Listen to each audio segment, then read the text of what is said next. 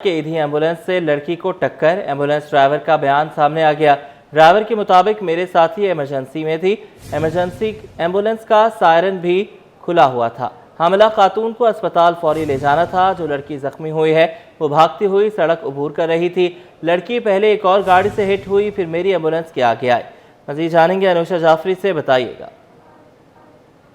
अच्छा, बिल्कुल देखिए, इस्लामिया कॉलेज के करीब जो है वो ईदी एम्बुलेंस ने जो है लड़की को टक्कर मारी है और वाकया जो है वो ऐसे पेश आया कि एम्बुलेंस जो है वो सायरन भी उसका ऑन था। उसके अंदर इमरजेंसी पेशेंट जो प्रेग्नेंट लेडी थी वो मौजूद थी और एक लड़की एम्बुलेंस की टक्कर से हिट होकर उसको सर फट गया।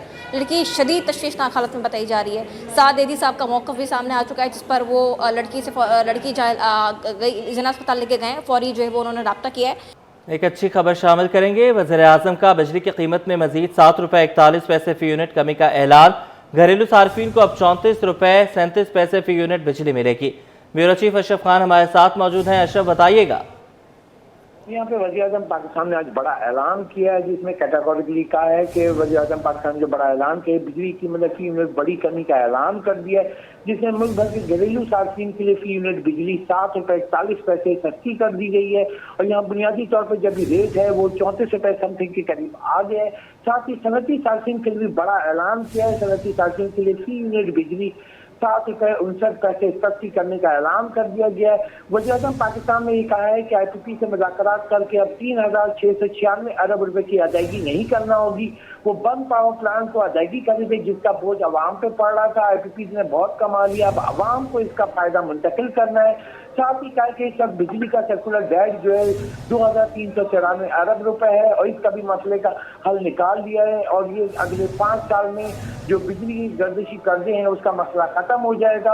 और यहाँ ये ऐलान किया है कि यहाँ पे जो आपके सबसे बड़ा जो एग्रीकल्चर सेक्टर है, सनती सार्फिन है और घरेलू सार्फिन बिजली के बिलों से परेशान थे, उनके लिए जो एक टास्क फोर्स ने बड़ा काम किया है। IPP के साथ मुज़ाकरात किए हैं, जिसे मुज़ाकरात करके बंद पावर प्लांट के साथ मुआहदे खत्म किए हैं। और सबसे बड़ी ऐलान ये किया है 3,696 अरब रुपए की अदायगी जो है उसका बोझ खत्म हो गया है, जिसका आवाम को, पूरे मुल्क की आवाम को, जिसमें घरेलू सार्फिन है, सनती सार्फिन है, एग्रीकल्चर यानी जरी सार्फिन है, उन सबको बड़ा ऐलान किया है। यानी कि बिजली कीमत घरेलू सार्फिन के लिए फी यूनिट ₹7.41 सस्ती करने का ऐलान कर दिया। अच्छा अशरफ, ये भी बताइएगा कि अभी फिलहाल ये ऐलान किया गया है, ये मामलात तय हुए हैं, क्योंकि कहा जा रहा है कि वज़ीर-ए-आज़म ने अपने बयान में कहा कि बात की है IPP से, तो क्या IPPs वाला चैप्टर अब क्लोज हो गया है या ये फिल वक्त है? देखा जाए जो बड़े IPPs थे, जैसे मैं बताऊं, हब्को की खबर हमने दी, बाकी बड़े IPPs के हब्को का 1350 मेगावाट का जो हब में पावर प्लांट का फर्नेस ऑयल का मुकम्मल तौर पर बंद कर दिया गया। उसको भी सालाना अरबों रुपए की जो है वो बंद पावर प्लांट के पैसे देने होते थे। इसी तरीके से तकरीबन कहा जा रहा है 20 से 24 जो IPPs थे उनके साथ मुज़ाकरात करके उनके मुआहदे खत्म किए गए। और साथ ही सरकारी जो IPPs हैं जो बंद पड़े हुए थे उनके भी खत्म कर दिया गया है मुआहदा, जिसके बाद मजमूई तौर पर जो सालाना अदायगी थी 3,696 अरब रुपए, उसका बोझ आवाम पे जो आता था वो अब अदा नहीं करना होगा।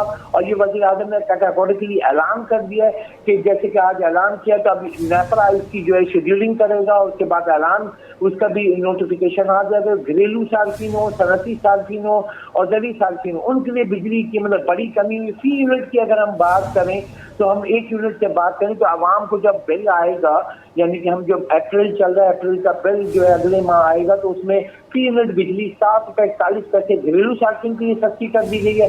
और सनती सार्फिन जो एक्सपोर्ट बढ़ाने के लिए वज़ीर-ए-आज़म ने भी कहा कि बहुत बड़ा सपोर्ट मिलेगा। और यहाँ पे सनती सार्फिन के लिए फी यूनिट बिजली जो है ₹7.59 सस्ती करने का ऐलान कर दिया गया है। और ये जो ऐलान किया है वज़ीर-ए-आज़म पाकिस्तान ने किया, और इन्होंने ये भी बताया कि कैसे हमने क्या प्लान किया है। पूरी टीम एक टास्क फोर्स बैठी हुई थी जिन्होंने मुज़ाकरात किए हैं। और साथ ही IPP के साथ साथ जो सर्कुलर डेट का सबसे बड़ा मसला था, IMF को भी इसके बारे में बताया गया। और तमाम प्लान बताने के बाद अभी अवाम के सामने आके बड़ा ऐलान किया गया है और कहा है कि जो इस वक्त घरेलू सार्फिन जो थे, सबसे ज्यादा जो गरीब तबका वो परेशान था, जो बिजली इतनी महंगी हो गई थी और जिसका बिल अदा करने में वो परेशान हो रहा था। तो उसके बाद एक पूरी टास्क फोर्स ने काम किया है, IPP के साथ मुज़ाकरात किए, मुज़ाकरात करके उनके जो बड़ी रकम है वो अदायगी नहीं करनी होगी, तो आगे चल के इसका मजीद फायदा भी होगा। वज़ीर-ए-आज़म पाकिस्तान शहबाज शरीफ ने ये भी कहा है और कहा है कि जो इक़दाम उठाए गए, जो सबसे बड़ा मसला इसके बाद सेकंड है वो सर्कुलर डेट का है बिजली का, जो मुल्क भर में 2393 अरब रुपए, उसका कभी मसले का हल निकाल दिया, उसका बंदोबस्त कर लिया। अगले 5 साल में जो सर्कुलर डेट का सबसे बड़ा बोझ है वो भी खत्म हो जाएगा, क्योंकि सर्कुलर डेट की मद में जो हुकूमत कर्जा लेती है उसकी मद में सूद की अदायगी होती है, उसका भी बोझ आवाम पर आता है। और ये जब खत्म हो जाएगा तो बिजली आगे चल के मजीद सस्ती होगी। ये पहला तोहफा आवाम को और सनती सार्फिन को मुल्क भर की दिया गया है। तो इतनी बिजली जो महंगी थी उसमें कमी कर दी गई है। और बिजली की कीमत दोबारा एक बार फिर याद दहानी करा दूं कि घरेलू सार्फिन के लिए फी यूनिट बिजली, यानी कि अभी अप्रैल से जो अगला बिल आएगा बिजली का बिल, तो 7.40 फी यूनिट सस्ती कर दी गई है। सनती सार्फिन के लिए जो कराची में 7 इंडस्ट्री जोन है, कराची चैम्बर और फेडरेशन हाउस है, वो डिमांड कर रहे थे कि ये 10 से 12 रुपए बिजली सस्ती होनी चाहिए। अगर एक्सपोर्ट बढ़ानी है, रीजनल ममालिक से मुकाबला नहीं कर पा रहे, तो एक बड़ा ऐलान वज़ीर आज़म पाकिस्तान की जानिब से आ अशरफ, ये भी गया है। बताइएगा कि अगर हम थोड़ा सम अप करके देखें तो मंथली बिल में कितना जो है वो फ़ायदा हो सकेगा सार्फिन को, ख़ास तौर पे वो जो 200 से 300, 300 से 400 के दरमियान यूनिट्स इस्तेमाल करते हैं। जैसे बहुत अहम सवाल किया आपने, 300 यूनिट तक का लेते हैं। आम जैसे घरेलू सार्फिन है जो कि 120 गज में रहता है, उसका तकरीबन 280 से 300 यूनिट आता है। अगर हम 300 यूनिट भी लेते हैं और इसको 7.40 जर्ब देते हैं तो तकरीबन उसको 2223 रुपए महीना उसकी बचत होगी। यानी कि उसका जो बिल आ रहा था तो उसको जो 7.40 तो हमें कम नजर आ रही है, यानी 300 यूनिट से अगर मल्टीप्लाई करते हैं तो 2230 रुपए की बचत होगी। अगर हम इसकी सर्फिंग को बड़े यूनिट पे, अगर हम 500 यूनिट पे करते हैं 7.40 से, तो उसका तकरीबन 3700 रुपए की बचत होगी माहाना बुनियाद पर। और क्योंकि अब आगे गर्मियां आ रही हैं तो घरेलू सार्फिन अगर देखा जाए इंडस्ट्री से सबसे ज्यादा घरेलू सार्फिन है। कराची की बात करें तो कराची में तकरीबन 33 लाख जो सार्फिन है उसमें से 24,000 सनती सार्फिन है। तो सबसे ज्यादा फायदा कराची में जो घरेलू सार्फिन है उनको होगा। मुल्क भर में भी इसी तरीके से है कि घरेलू सार्फिन इस वक्त ज्यादा जो परेशान थे उनको बड़ा रिलीफ मिला है। और 7.40 की जो बात की गई है, अगर फी यूनिट पे घरेलू सार्फिन को बड़ा सहूलत मिली। और साथ ही इंडस्ट्री की बात करें, इंडस्ट्री की कॉस्ट में बड़ी कमी होगी। खुले गटर मासूम बच्चों की जिंदगियां निकलने लगे। बल्दिया टाउन नवाज कोट में वालिदैन का 3 साला इकलौता बेटा गटर में डूबकर जाँ बहक हो गया। अहल खाना ने वाक़े को बल्दियाती इदारों की नाअहली करार दिया। मीर केरियो से मज़ीद जानेंगे, बताइएगा। देखिए जी, बिल्कुल शहर कायद में खुले हुए गटर नाले और मेन होल शहरियों के लिए दर्द सर बने हुए हैं। हर रोज़ किसी न किसी दिन कोई ना कोई बच्चा इन गटर नालों का शिकार होता है। कई जिंदगियां ये गटर नाले निकल चुके हैं। इस वक्त में कराची के इलाके बल्दिया टाउन के मवाश गोट में मौजूद हूँ, जहाँ गुज़श्ता रोज़ एक वाक़या पेश आया था जब एक तकरीबन 2.5 साल का बच्चा एक खुले हुए गटर नाले में गिर कर जाँ बहक हो गया। उनके लवाहिकीन हमारे साथ मौजूद हैं, हम उनसे बात करेंगे। अस्सलाम वालेकुम। ये बताइए कि ये वाक़या कब पेश आया, कितने दिन कोई बच्चा लापता था, कब पता चला, और ये सारी सूरत हाल से हमें आगाह कीजिएगा। सर असल कल ईद का दिन था, तीसरी ईद थी। जाहिर सी बात है बच्चे गलियों में खेलते कूदते रहते हैं। तो बच्चा 3 बजे हमारा जो है ना घर से निकला है। तो हम लोग ढूंढते रहे कि इलाकों में मस्जिदों में हमने ऐलान करवाया, लेकिन बच्चे का कहीं अता पता नहीं मिला। फिर 3 घंटे के बाद मैनुअल खुला हुआ था, हमने उसमें देखा तो बच्चे की हमें लाश मिली। हमने 12 टाउन चेयरमैन को दरख्वास्त दी। मैं खुद एक ज़िम्मेदार हूँ, मैंने खुद अपने लेटर पैड पे जो टाउन चेयरमैन को दरख्वास्त दी, डीसी को दी, व चेयरमैन को दी। चेयरमैन हमारा रेस गनी है, वो रेस गोड में रहता है, लेकिन हमारी यूसी में कभी उन्होंने कदम नहीं रखा है। हमारे इस वार्ड में कभी कदम नहीं रखा है। हमारे वाइस चेयरमैन है आसाम खाशकेली साहब, उसको मैंने कितनी बार बोला लेकिन कोई सुनवाई नहीं दी। देखिए बिल्कुल ये 3 साल का बच्चा था, मवाश गोट के रिहायशी हैं। इनका ये कहना है कि ईद के कल चूँकि ईद का तीसरा रोज़ था, बच्चा सुबह के टाइम वक्ती लापता हो गया था। काफ़ी तलाश करने के बाद उनको जो है कि खुले हुए जो गटर नाला था उसमें से बच्चे की लाश मिली। ताहम इनका ये कहना है कि इलाके पर अदम तवज्जो देने की वजह से कई मकामात पर गटर नाले खुले हुए हैं, जिसकी वजह से आए दिन ऐसे वाक़या जो है रोज़ का मामूल बने हुए हैं। ताहम इस वक्त यहाँ पर इलाका मकीन जमा है। कुछ वक्त के बाद तकरीबन दोपहर नमाज के बाद यहाँ बच्चे की नमाज जनाजा भी अदा की जाएगी। वज़ीर आला सिंध का शाहराह भुट्टो का अचानक दौरा। ईद की छुट्टियां खत्म हो चुकी, काम की रफ्तार तेज़ करें। वज़ीर आला की हिदायत, बोले जाम सादिक इंटरचेंज और कायदाबाद इंटरचेंज जल्द मुकम्मल किया जाए। आवाम की सहूलत के लिए दोनों इंटरचेंजेस को ट्रैफिक के लिए जल्द खोलना चाहता हूँ। 2 माह में जाम सादिक इंटरचेंज मुकम्मल करने की डेडलाइन दी। वज़ीर आला ने शाहराह भुट्टो टोल प्लाजा पर टैक्स भी अदा किया।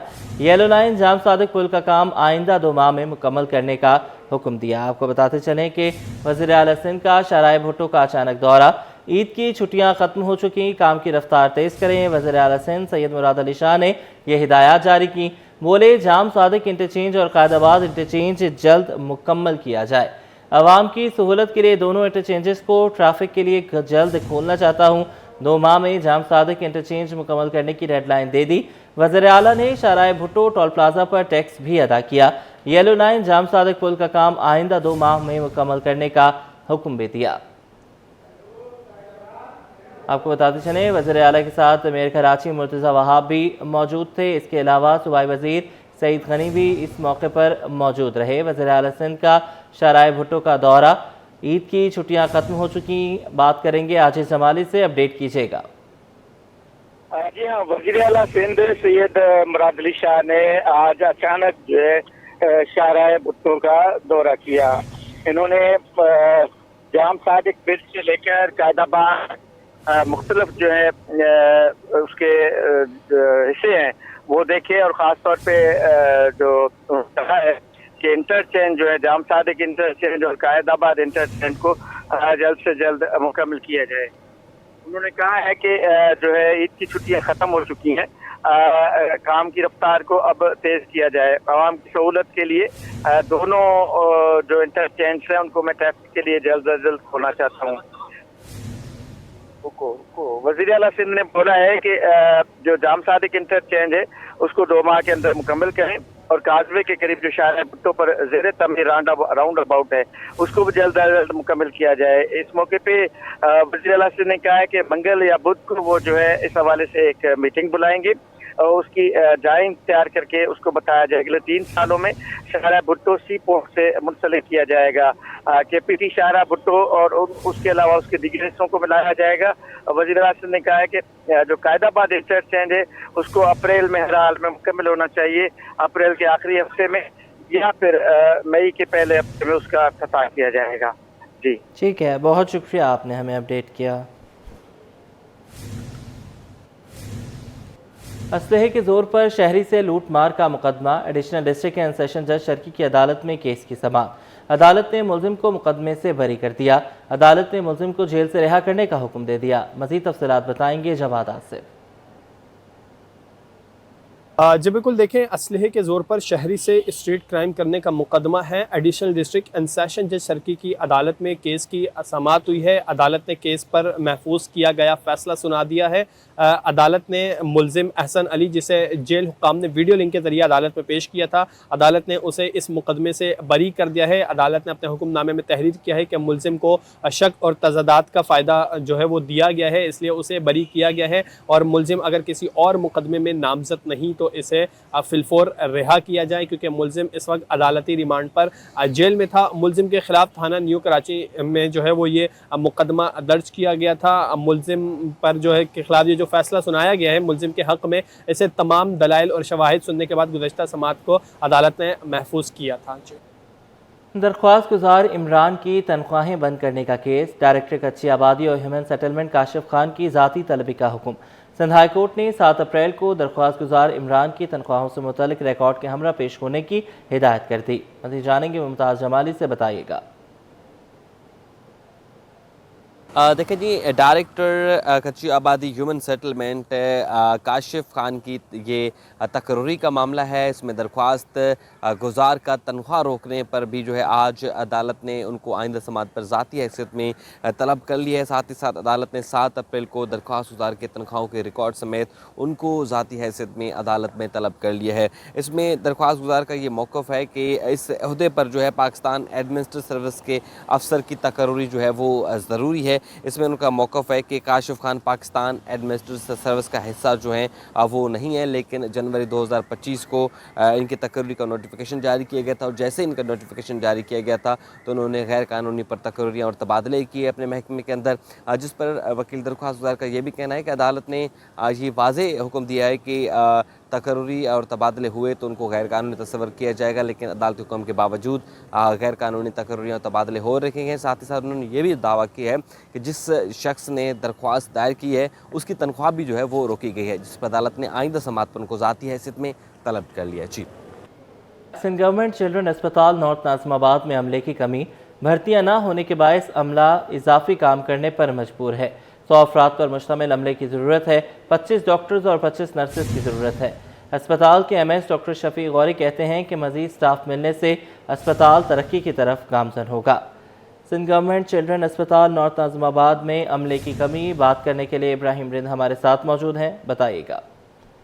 जी देखिए, बिल्कुल ये सिंध गवर्नमेंट चिल्ड्रन अस्पताल है नॉर्थ नाज़िमाबाद में, जो कि कराची में बच्चों की बीमारी का दूसरा बड़ा अस्पताल है, जहां पर 100 से ज्यादा जो है वो डॉक्टर्स, नर्सेज और पैरामेडिकल स्टाफ और दीगर अमले की जो है वहाँ पे शदीद कमी है। तो इस हवाले से अस्पताल के MS डॉक्टर शफीक गौरी ने भी तस्दीक की है कि बिल्कुल वहाँ पे तकरीबन जो मजीद 25 डॉक्टरों की जरूरत है 17 से 18 ग्रेड के, और इसी तरह जो है वो 25 नर्सेज की जरूरत है, और जबकि इसके अलावा पर्ची कलर, काकरोब और जो दीगर चौकीदार हैं उन समेत 50 अमले की जरूरत है। तो टोटल 100 से ज्यादा स्टाफ की जरूरत है, क्योंकि ये कराची के गुंजानाबाद इलाके को टच करता है, जैसे कि नॉर्थ नाज़िमाबाद है, सुरजानी है, कटखाड़ी है, मंगो पीर है और दीगर जो मुल्क के इलाके न्यू कराची के, नॉर्थ कराची के, उसको कवर करता है। बड़ी तादाद में बच्चों का ये बड़ा अस्पताल है एक तरह का, तो वहाँ पे स्टाफ की कमी है। तो उनका कहना था कि इस हवाले से उन्होंने आला हुकाम को भी कई बार खत लिखा है, और अगर ये मजीद कोई स्टाफ ऐसा दे देते हैं तो उनको मजीद बेहतर अंदाज में खिदमत का अंजाम देनी पड़ेगी, क्योंकि अभी जो कम अमला है वो ज्यादा काम कर रहा है। इसी वजह से जो NGO है वो एक साइड पे NGO के जो अमला है वो भी काम करता है, लेकिन सरकारी साइड पे जो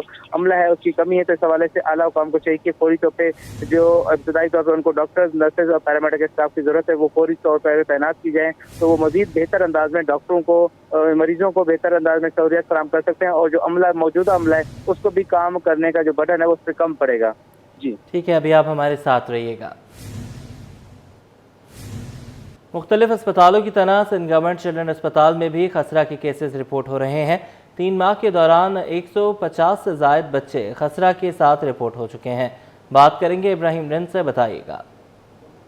जी देखिए, बिल्कुल शहर कायद के मुख्तलिफ सरकारी और निजी अस्पतालों में रोज़ाना की बुनियादों पर मुतअद्दिद बच्चे जो हैं खसरा के साथ रिपोर्ट हो रहे हैं, और उनमें से मुतअद्दिद बच्चे ऐसे भी हैं जो कि मुख्तलिफ अस्पतालों में दाखिल हो रहे हैं। तो खसरा ने एक बार फिर जो है वो वबाई सूरत इख्तियार करना शुरू कर दी है। मुख्तलिफ अस्पतालों में बड़ी तादाद में बच्चे रिपोर्ट भी हो रहे हैं, जिस पर तिब्बी माहिरीन ने अवाम को हिदायत की कि अपने बच्चों को खसरा से बचाव की वैक्सीन लाजमी लगवाएं। तो इस वक्त हम मौजूद हैं बच्चों की बीमारी के दूसरे बड़े अस्पताल सिंध गवर्नमेंट चिल्ड्रन अस्पताल में, जहां पर हमारे साथ मौजूद है डॉक्टर रीदा हमीद साहिबा। उनसे पूछेंगे कि इस हवाले से वो क्या कहेंगे। रीदा हमीद साहिबा, क्या कहेंगे, खसरा कितने केसेस तकरीबन आ चुके हैं रवां साल के दौरान, क्या पैगाम देंगे, इसकी इब्तदाई अलामत क्या होती हैं?